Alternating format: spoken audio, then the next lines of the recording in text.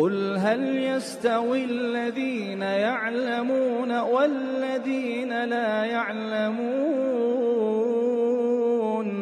السلام عليكم ورحمة الله وبركاته الحمد لله والصلاة والسلام على رسول الله أما بعد قال رسول الله صلى الله عليه وسلم لا تطروني كما أطرت النصارى في عيسى بن مريم إنما أنا عبد فقولوا عبد الله ورسوله اللهم صل وسلم على محمد النبي الأمي وعلى آله وأصحابه أجمعين সম্মানিত দর্শক শ্রোতা ভাই বোনেরা, আমরা গত দার্সে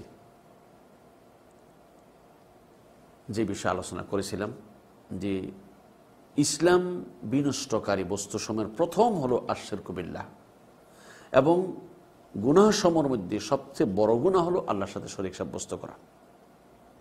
আজকে 10 নং ক্লাসের আমরা যে বিষয়টা আলোচনা করব তাওহীদের 10 নং ক্লাসের আলোচনার বিষয় হলো যে মানুষ কেন শিরকে লিপ্ত, কি কি কারণে মানুষ শিরকের মতো জঘন্যতম অপরাধে লিপ্ত হয়।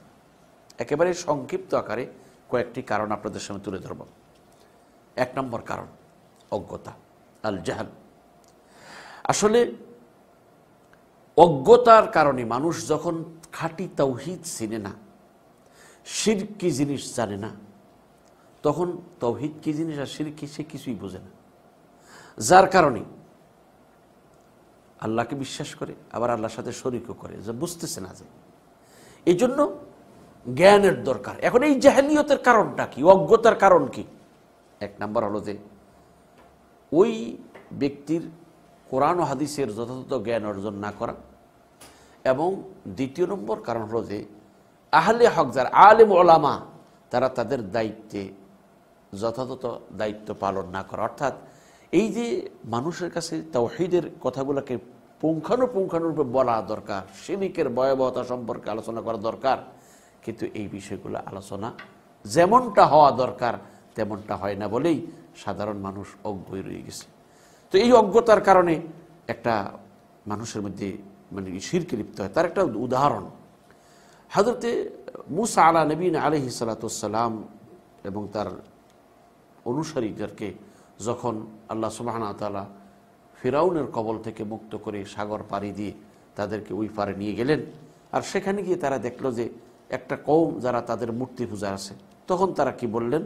আল্লাহ সুবহানাহু এই কথাটা কোরআন শরীফে ওয়াজাওয়াজনা বিবানি ইসরাঈল বাহর, আমি বনি ইসরাইলকে সাগর কি করলাম? পার করিয়ে দিলাম। ফাআতাউ আলা কওমিন ইয়াকুফুনা আলা আসনামিন লাহুম, অতঃপর তারা একটা সম্প্রদায়ের কাছে আসলো, বা একটা সম্প্রদায়ের উপর দিয়ে যাচ্ছিল যারা তাদের নিজের মূর্তিগুলোর কি করতেছে? পূজা করতেছে। ক্বালু ইয়া মূসা ইজআল লানা ইলাহান কামা লাহুম আলিহা, তখন এই বনি ইসরাঈলগণ কি বলল? হে মূসা, তাদের মতো একটা উপাস্য আমাদের জন্য ঠিক করো, অর্থাৎ তারা যেরকম একটা উপাস্য বানাইয়া এটার পূজা করে, আমাদের জন্য একটা ইলাহ তুমি বানিয়ে দাও, তখন অথবা নির্ধারণ করে দাও। তখন হযরত মূসা আলাইহিস সালাম কি বললেন? ক্বালা ইন্নাকুম কওমুন তাজহালুন, তোমরা আসলে অজ্ঞ কওম, অজ্ঞ সম্প্রদায়, জাহেল সম্প্রদায়। তাহলে জাহেলিয়তের কারণে মানুষ কি করে? শিরক করে, একটা কারণ। 2 নম্বর আল গুলু ফি হুব্বিল আম্বিয়া সালিহিন, নবী রাসূলদের ভালোবাসায় এবং আউলিয়া ইকরামদের ভালোবাসায় অতিরঞ্জন করার কারণে মানুষ শিরকে লিপ্ত হয়। প্রিয় ভাইরা, আপনি দেখুন এই পৃথিবীতে 2টা পথভ্রষ্ট জাতি আছে যাদের জন্য আমরা প্রতিদিন সূরা ফাতিহাতে তাদের কাছ থেকে আমরা আল্লাহর কাছে সাহায্য প্রার্থনা করি, আল্লাহ যেন আমাদের এই 2 দলের ভিতরে শামিল না করে বা 2 দলের অন্তর্গত না করে। একটা হলো ইহুদি, আরেক দল হলো নাসারা। ইহুদিরা হযরতে উযাইরকে অতিমাত্রায় ভালোবাসতে গিয়ে আল্লাহর পুত্র সাব্যস্ত করেছেন। খ্রিস্টানরা হযরতে ঈসা আলাইহিস সালামকে অতিমাত্রায় ভালোবাসতে গিয়ে আল্লাহর পুত্র সাব্যস্ত করেছেন। আল্লাহ পাক কোরআনে বলেন ওয়াকালাতিল ইয়াহুদু উযাইরুন ইবনুল্লাহ, ইহুদিরা বলে উযাইর আল্লাহর পুত্র, ওয়াকালাতিন নাসারা আল মাসীহু ইবনুল্লাহ, আর খ্রিস্টানরা বলে ঈসা আল্লাহর পুত্র, আলিয়াযু বিল্লাহ। এরা এই যে ভালোবাসা অতিরঞ্জিত করার কারণে শিরকে লিপ্ত হয়ে গেছে। আউলিয়া কেরামদের ব্যাপারে মানুষ যখন অতিরঞ্জিত ভালোবাসা অতিরঞ্জন করে তখনই শিরকে লিপ্ত হয়ে যায়। দেখুন আপনাদের কাছে বলার বেশি প্রয়োজন হবে না, আশা করি কম বেশ সবাই জানেন। যেমন হযরত আব্দুল কাদের জিলানী রহমতুল্লাহ আলাইহি, বড় মাপের একজন ব্যক্তিত্ব, আল্লাহওয়ালা পরহেজগার মানুষ, আল্লাহর প্রিয় বান্দা, কিন্তু তার ব্যাপারে আমরা এত বাড়াবাড়ি করছি যেটা আল্লাহর গুণাবলী, অনেক গুণাবলী আব্দুল কাদের জিলানী রহমতুল্লাহর জন্য সাব্যস্ত করেছে। অনেক অমুক মরে গেছে 12 বছর আগে, তারপরে উনি যে বাঁচাই দিছে, আবার নদী মানে পুত্রবধূ সহ নৌকা ডুবে গেছিল, আবার অনেকদিন পরে আবার 12 বছর পরে লাগাই দিছে। এই আজব আজব কিস্সা কাহিনী একবারও চিন্তা করি না যে কথাগুলা আসলে কি সার জন্য সাজে। আমরা চিন্তা করি না, মহব্বত আছে যা ইচ্ছাটা। অনেকেই আউলিয়া কেরামদের ব্যাপারে এত অতিরঞ্জন যে আল্লাহ যেমন সব জানেন সব শোনেন, ওলি আল্লাহরাও সব জানেন সব শোনেন, আলিয়াযুবিল্লাহ। তাইলে আল্লাহর আর ওয়াহদাহু লা শারীকা লাহু কি করে হলো? আল্লাহ তার গুণে একক কি করে হলো? সেই জন্য ভাইরা, এই যে ওলি আল্লাহদের বিরুদ্ধে আমরা অনেকেই মনে করি আমরা ওলি আল্লাহদের শত্রু, আলিয়াযুবিল্লাহ। না না না না, আমরা তাদেরকে মন প্রাণ দিয়ে ভালোবাসি, কিন্তু তাদের জন্য ওই সকল গুণাবলীগুলো সাব্যস্ত করবো না যেগুলো কোরআন ও সহিহ সুন্নাহর বহির্ভূত। ওলিরা গায়েব জানে, ওলিরা আমাদের মনের ভেদ জানে, ওলিরা দুনিয়াতে কি হইতেছে সব জানে। এই কথাগুলো অতিরঞ্জিত কথা। এই অতিরঞ্জনের কারণে মানুষ শিরকে লিপ্ত হয়। এই জন্য আল্লাহ সুবহানাহু ওয়া তাআলা এই অতিরঞ্জিত করতে মানুষদেরকে নিষেধ করেছেন।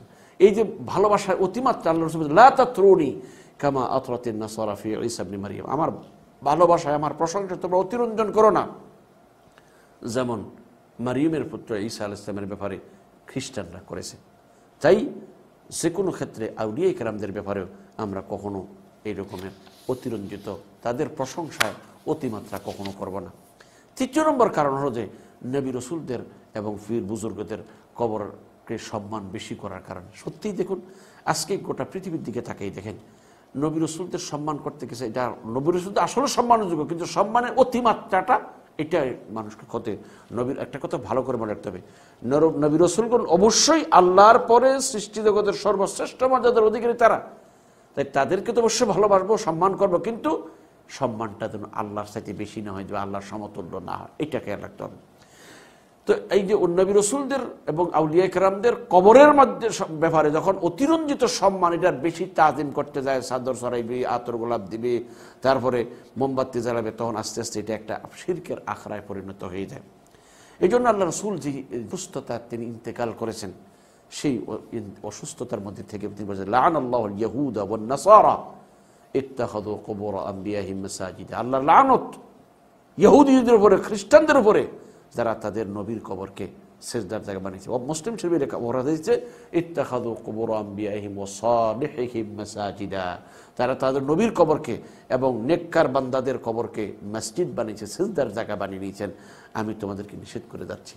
হযরত আয়েশা রাদিয়াল্লাহু তাআলা ওয়ালাউলা যালিকা লাউবরাজা কবরুহু, যদি এই কথাটা, এই ভয়টা না থাকতো, তাহলে রাসূল সাল্লাল্লাহু আলাইহি ওয়াসাল্লামকে খোলা ময়দানে দাফন করা হতো। কিন্তু এই শিরকের ভয়ের কারণেই কেউ না আবার এটাকে সেজদার জায়গা বানিয়ে নেয়, এই জন্য রাসূল সাল্লাল্লাহু আলাইহি ওয়াসাল্লামকে এইভাবে খোলা ময়দানে দাফন করা হয়নি। তাহলে বোঝা গেল যে এটা একটা বিশেষ বড় কারণ। ৪র্থ নম্বর কারণ হচ্ছে অন্ধ অনুসরণ। অন্ধ অনুসরণটা কেমন? বাপদাদা করে গেছে বা ওরা করে গেছে, ওই আমরা ওমকে করে আমিও করি, বাস। এটা কখনো যাচাই করিনি।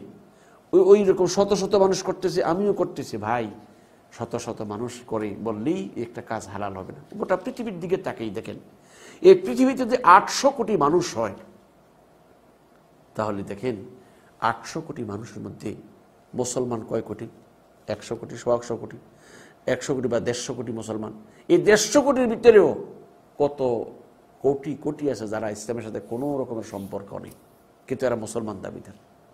তাহলে বুঝা গেল অন্ধ অনুসরণ মানুষকে শিরকে লিপ্ত নিয়ে যায়। ওই অমুকে করছে আমিও করি, ওরা অমুক জায়গায় কবরে নিয়ে চাদর দিছে আমিও দিই, ওরা মোমবাতি জ্বালাইছে আমিও জ্বালাই, ওরা ওইখানে কবরে সেজদা করছে আমিও সেজদা করি, ওরা কবরে তোয়াফ করছে আমিও তোয়াফ করি। এই অন্ধ অনুসরণ, এটা একটা বিশেষ কারণ। এই জন্য এই কারণে মানুষ লিপ্ত হয় শিরকে। 5 নম্বর আরেকটা কারণ হলো যে অসৎ বন্ধু বান্ধবদের কারণে। কখনো কখনো সে শিরিক করতে চায় না, কিন্তু তার মুশরিক বন্ধু বান্ধব আছে যারা তাকে এই শিরকের দিকে উদ্বুদ্ধ করে। প্রিয় ভাইরা, আপনারা একদম সহজে বুঝতে পারবেন। রাসূলুল্লাহ সাল্লাল্লাহু আলাইহি ওয়াসাল্লামের চাচা আলী রাদিয়াল্লাহু আনহুর বাবা আবু তালেব, আল্লাহ রাসূলের জন্য, ইসলামের জন্য কি ত্যাগ না তিনি করেছেন। কিন্তু শেষ পর্যন্ত বন্ধু বান্ধবদের কারণে তিনি ইসলামে প্রবেশ করতে পারল না। তার ইন্তেকালের পূর্ব মুহূর্তে রাসূলুল্লাহ সাল্লাল্লাহু আলাইহি ওয়াসাল্লাম পেরেশান যে চাচা আপনি ইসলাম কবুল করুন, আপনি কমপক্ষে কালিমা লা ইলাহা ইল্লাল্লাহ এটা আপনি পাঠ করুন, আর না হয় কমপক্ষে আমার কানে কানে বলুন। সর্বশেষ একেবারে লাস্ট অফার যে কমপক্ষে লা ইলাহা ইল্লাল্লাহ এতটুক শব্দ আপনি আমার কানে কানে বলুন। কিন্তু তার আশেপাশে যারা ছিল, আবু জাহেল, আবু লাহাব, আরো বড় বড় নেতারা যারা ছিল, তাদের কারণে তাদের ভালোবাসায় তিনি আল্লাহ রসুলের দাওয়াত কবুল করেননি, যার কারণে অনন্তকালের জন্য তার জন্য জাহান্নাম জান্নাত হারাম। হ্যাঁ, ইসলাম মুসলমান উপকার করেছেন বিধায় তার জন্য তার শাস্তিটা হালকা হবে। হালকাটাও কেমন? আল্লাহু আকবার, এটা কি হালকা যে তার একজোড়া, তাকে আগুনের একজোড়া জুতা পরাই দেওয়া হবে, আগুনের জুতা মোজা তারে পরাই দেওয়া হবে, আর এর কারণে তার মাথার মগজ চুলায় যেরকম ভাত মানে ফুটতে থাকে ওই রকম ফুটবে। আজীব। তাহলে কি বোঝা গেল? এটা খুব এই অসৎ বন্ধু বান্ধবদের কারণে সে এই কুফরিতে থেকে গেল। সুবন্ধু নেই, সৎ বন্ধু না থাকার। এই জন্য আমাদেরকে অবশ্যই খেয়াল রাখতে হবে যে কাদের সাথে আমি বন্ধুত্বতা করতেছি। যারা শিরকে লিপ্ত, এরা আমাকে কখন যে কোন শেষে ফেলে এই শিরকে লিপ্ত করে ফেলে জানি না। এমনিভাবে এই শিরকের থেকে মানে বাপদাদাদের পূর্বের অনুসরণ, এটা একটা বাপদাদা করে গেছে আমিও করি, এইরকম করতে করতে মানুষ শিরকে লিপ্ত হয়ে গেছে। সর্বশেষ জিনিস বরকত হাসিলের অবৈধ পন্থা। এই যে আমরা হুজুরের বরকত নিতে গেছি, অমকের বরকত, ওই বুজুর্গের বরকত, এইভাবে করতে অবৈধ পন্থায় বরকত হাসিল করতে গিয়ে মানুষ শিরকে লিপ্ত হয়ে যায়।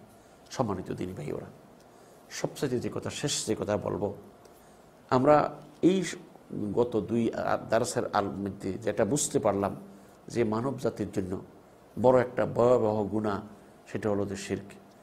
আর এই শিরক কী কী কারণ লিপ্ত হয় সেটার কারণ আমরা জানলাম। সুতরাং এখন আমাদের উপর কর্তব্য হলো শিরক এবং শিরকে লিপ্ত করে এমন যত পথ আছে সবগুলো বর্জন করে তাওহীদের উপরে দৃঢ় থাকার চেষ্টা করা।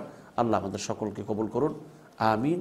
ওয়া আখিরু দাওয়ানা আনিল হামদুলিল্লাহি রাব্বিল আলামিন। আসসালামু আলাইকুম ওয়া রাহমাতুল্লাহি ওয়া বারাকাতুহু।